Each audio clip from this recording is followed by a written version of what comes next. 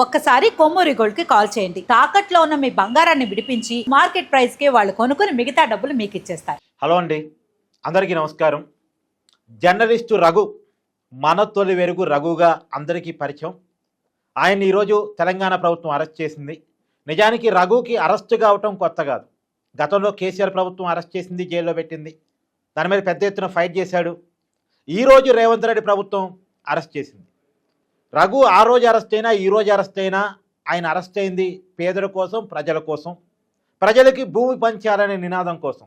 తెలంగాణ అంటే భూమి, భూమి చుట్టూనే తెలంగాణ రాజకీయాలు నడుస్తూ ఉంటాయి. ఆ భూమి అంతా మాదేనని పాలించే పాలకులు అంటూ ఉంటారు. కాదు, మాది కదా అని ప్రజలు అంటూ ఉంటారు. ప్రజల మీద పాలకులు సాగిస్తున్న యుద్ధాల్లో ప్రజల్ని గెలిపించడం కోసం పోరాటం చేస్తున్నటువంటి వ్యక్తి జర్నలిస్టు రఘు కావచ్చు, ఇంకొంతమంది కావచ్చు.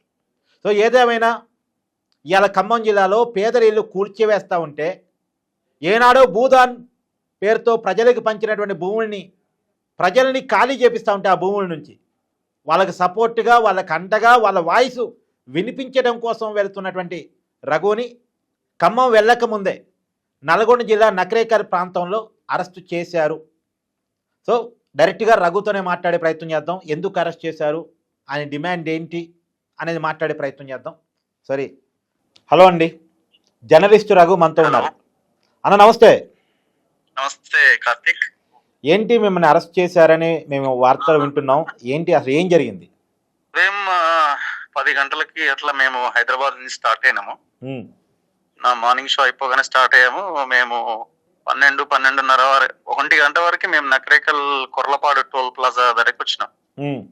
సో అక్కడ రాగానే పోలీసులు మా కారు చూసి ఆపి అక్కడ అదుపులోకి తీసుకొని షాదిగౌరవరం పోలీస్ స్టేషన్ లో 6 గంటల వరకు పెట్టి ఇప్పుడే రిలీజ్ చేశారు. విషయం ఏంటంటే, మేము వెళ్ళాలనుకున్నది, వెళ్తున్నది ఖమ్మం టౌన్ లో. మీకు తెలుసు కదా, మీది ఖమ్మమే. అవును అవును అవును, పొద్దున మార్నింగ్ న్యూస్ లో కూడా ఆ విషయం మీద గట్టిగా మాట్లాడారు, విన్నానన్న. మా వెలుగుమట్ల గ్రామం ఉన్నది అక్కడ. అవును, ఆ గ్రామంలో కలెక్టరేట్ ఆఫీస్ ఉంటది, జిల్లా కలెక్టర్ ఆఫీస్. కలెక్టరేట్ ఆఫీస్ కి జస్ట్ ఆనుకొని కొద్ది దూరంలోనే ఈ వినోబాబా కాలనీ అని భూదాన్ భూములకు సంబంధించిన కాలనీ ఉంటది. భూదాన్ బోర్డు దాదాపు 62 ఎకరాలు 2 విడతల్లో 1895 మందికి కేటాయించిన భూమి అది. సో అట్లా 1895 మందికి ఆ భూమిని కేటాయిస్తే వాళ్ళు ఈ రెవెన్యూ గవర్నమెంట్ వీళ్ళు వాళ్ళకి సౌకర్యాలు కల్పించాలి. అది కల్పించకపోగా 2013-14 అప్పటి నుంచి వాళ్ళని ఇబ్బందులు పెడుతూ వస్తున్నది. అంటే పాత ప్రభుత్వం నుంచి నడుస్తున్నది. అప్పుడేమో కేటీఆర్, పువ్వాడ అజయ్ వీళ్ళ ఆధ్వర్యంలో అక్కడ స్కూల్ ఏదో పెట్టాలి, ప్రైవేట్ వాడికి ఇవ్వాలన్నది ప్లాన్ చేసారు. ఓకే, కానీ వాళ్ళప్పుడు వీళ్ళు చాలా తీవ్రంగా వ్యతిరేకించారు. వాళ్ళకి గ్రామీణ పేదల సంఘం అని ఒక సంఘం ఆధ్వర్యంలో వాళ్ళు అట్లా రక్షింపబడుతున్నారు. ఓకే, కోర్టు కేసులు ఉన్నాయి, దాదాపు 4-5 కోర్టు కేసులు ఉన్నాయి. ఆ కోర్టు కేసులు కూడా చాలా క్లియర్ గా వాళ్ళకి నీళ్ళు ఇవ్వాలి, వాటర్ ఇవ్వాలి, డెమాలిష్ చేయకూడదు, నాట్ టు ఇంటర్ఫియర్, ఇట్లాంటి ఆర్డర్స్ ఉన్నాయి.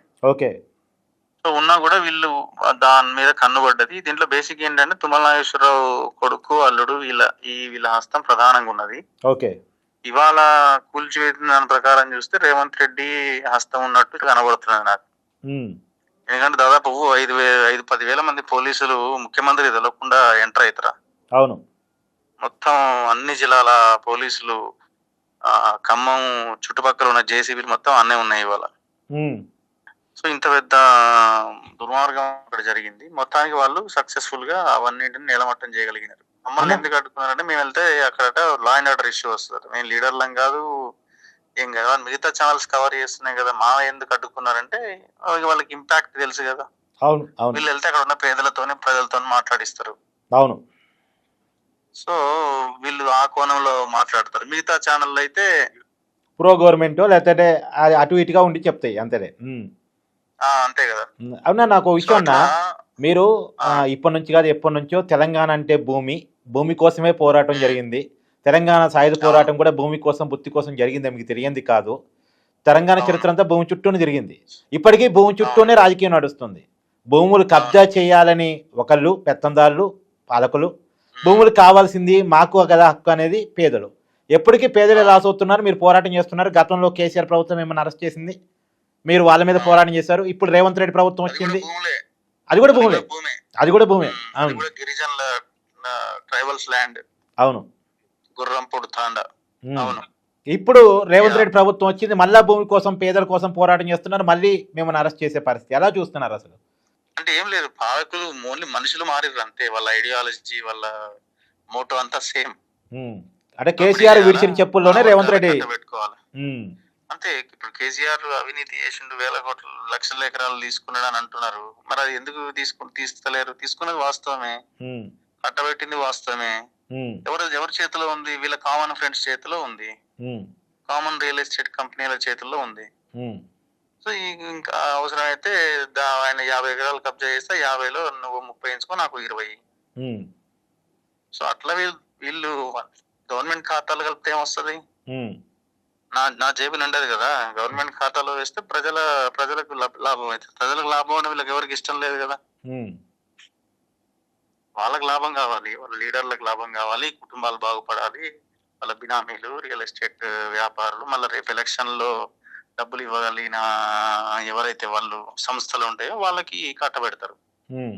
వాడు బిజినెస్ చేస్తాడు, మళ్ళీ ఎలక్షన్ టైం మళ్ళీ కోట్ల రూపాయలు లెక్కిస్తే ఆ డబ్బులు మళ్ళీ జనానికి పంచితే వాడు 10,000 ఇచ్చిండని మళ్ళీ మనం వాడికి వెళ్ళి మనం ఓటు వేయాలి. అన్న ప్రజెంట్ సిచ్యువేషన్ ఏంది? మీరు ఖమ్మం వెళ్ళగలిగిన పరిస్థితిలో ఉన్నారా? ఏంటి సిచ్యువేషన్?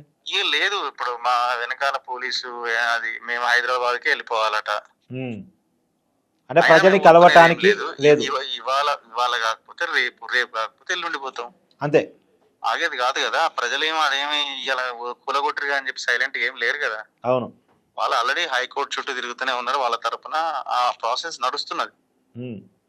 ఏం చేయగలుగుతారు? మళ్ళీ వెళ్ళి షెట్లు వేసుకుంటారు. ఉమ్. మళ్ళీ ఎంతమంది పోలీసులను పెడతావు? అవును.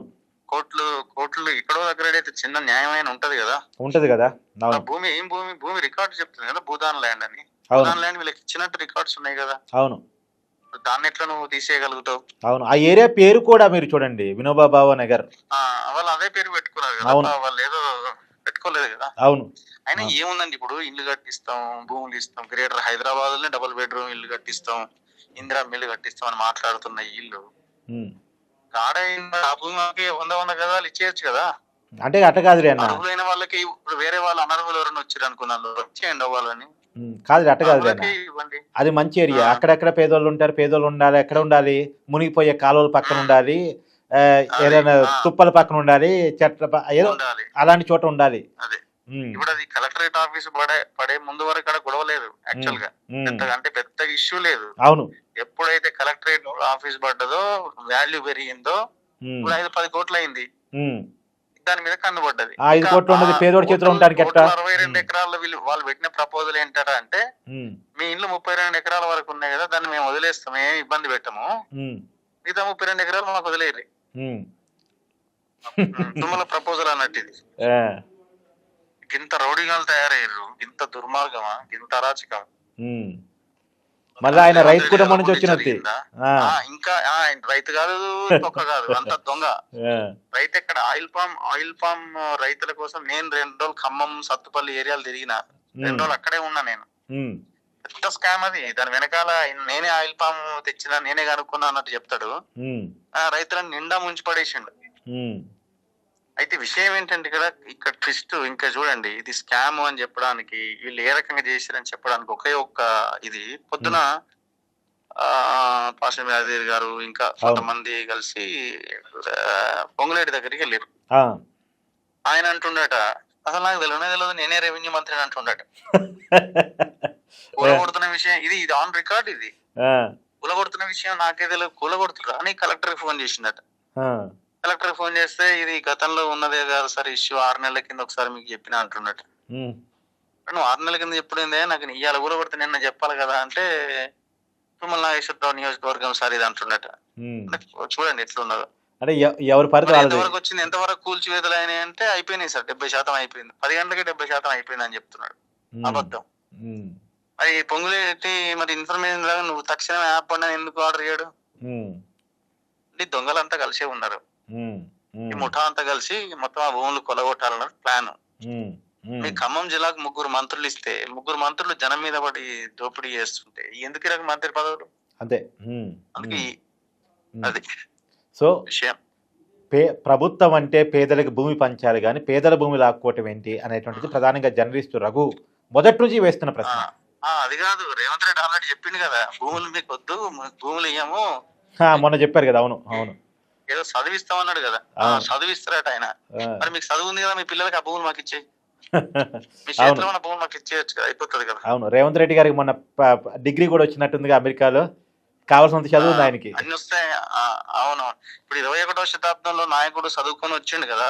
అవును, ఇదే చెప్పిరేమో మరి ఆడ భూములు మొత్తం కొల్లగొట్టాలి, 21వ శతాబ్దంలో నాయకుడు అంటే ఇది అని చెప్పిరేమో.